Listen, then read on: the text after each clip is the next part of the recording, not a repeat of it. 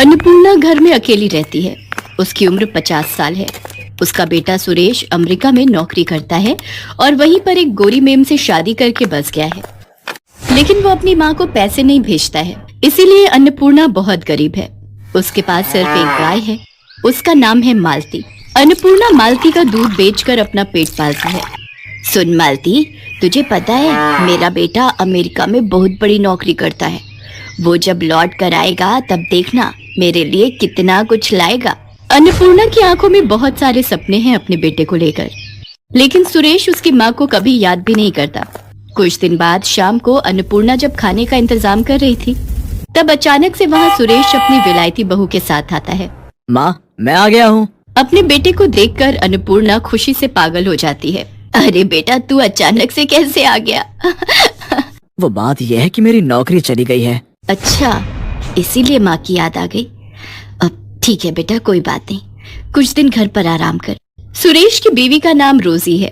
वो कहती है, क्या हम यहाँ रहेंगे सुरेश, इस छोटे से घर में? कितनी बदबू है यहाँ पर।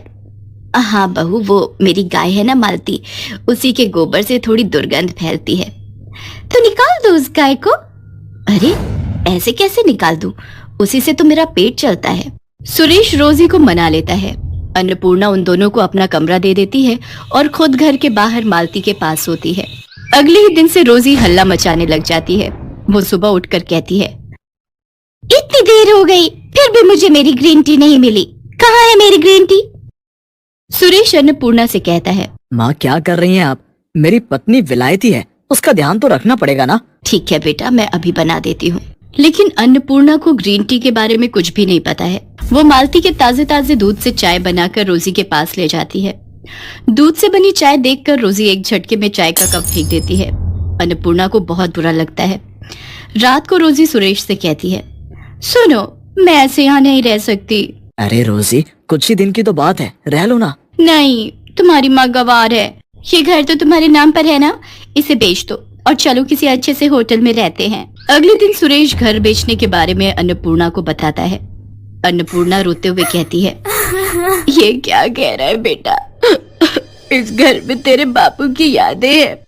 तभी वहाँ गांव के मुखिया चले आते हैं और कहते हैं, हाँ, ऐसे घर कैसे बेच दोगे तुम? तुम्हारी माँ कहाँ रहेगी फिर? वो सब हमें क्या पता, ये घर सुरेश के नाम पर है। हम ये घर बेचकर चले जाएंगे। आप होते कौन हो हमारे बीच में बात करने वाले? मुखिया जी बहुत अपमानित महसूस करते हैं। सुरेश घर बेच देता है और अपनी बीवी को लेकर वहाँ से चला जाता है। वो दोनों एक महंगे से होटल में रहने लगते हैं और इधर अन्नपूर्णा अपनी प्यारी गाय मालती को लेकर रास्तों पर निकल पड़ती है। वो बहुत उदास है और उसकी आंखों में नमी है। ये क्या हो गया भगवान, अब मैं क्या करूं? मेरे खुद के बेटे ने मेरे साथ धोखा कर दिया। अन्नपूर्णा बस दूध बेचती रहती है और उससे जो थोड़े बहुत पैसे मिलते हैं वो उससे अपना गुजारा करती है। वो रास्ते में रहती है। इसी तरह कुछ दिन बीत जाते हैं। मालती एक दिन किसी के खेत में घुस जाती है और घास खाने लगती है।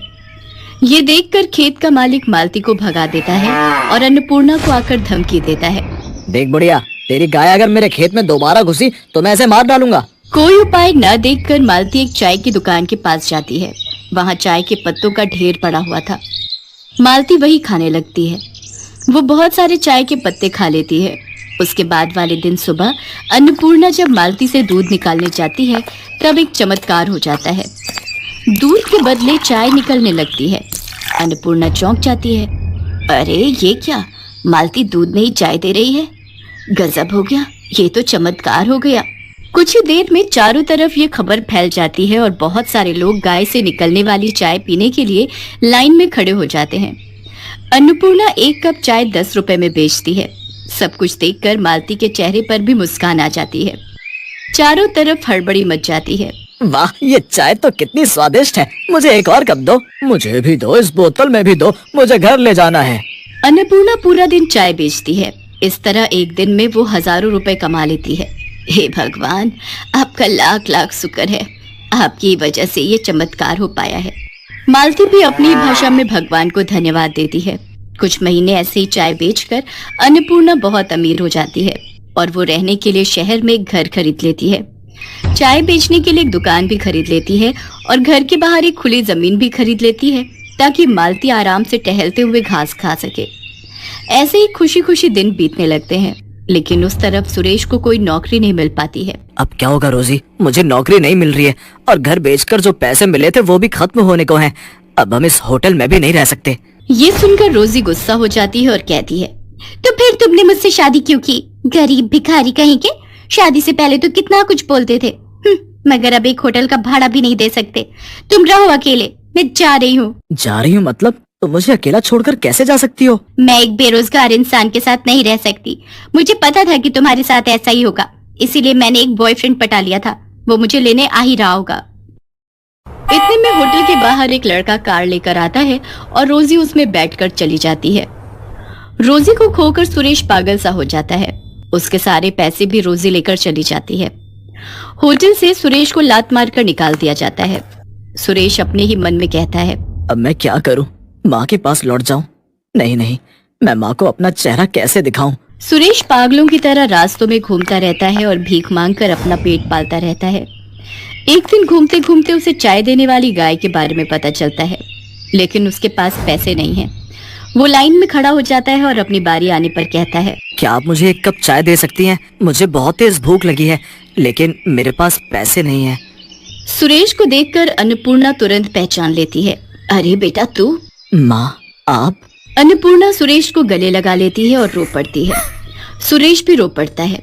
वो अपनी माँ को सब कुछ बताता है। सब कुछ सुनकर अन्नपूर्णा कहती है, कोई बात नहीं बेटा, सब ठीक हो जाएगा, सब कुछ ठीक हो जाएगा, मैं हूं ना। माँ, मैंने आपके साथ बहुत बुरा किया, क्या आप मुझसे गुस्सा नहीं हो? एक माँ कभी अपने बेटे पर गुस्सा रह सकती है क्या? आजा बेटा, ये सब कुछ तेरा ही तो है। हमेशा याद रखना बेटा, माँ तो माँ ही होती है। माँ जैसा प्यार इस दुनिया में कोई नहीं कर सकता। सुरेश रोते हुए फिर से अपनी माँ को गले लगा लेता है। इसके बाद से सुरेश और अन्नपूर्णा मिलकर चाय बेचने लगते हैं। माँ बेटा मिलकर बहुत खुश रहते हैं। सुरेश को माँ की ममता और प्यार की कीमत पता चल जाती है और मालती खुशी खुशी चाय देकर इस परिवार का हिस्सा बनी रहती है।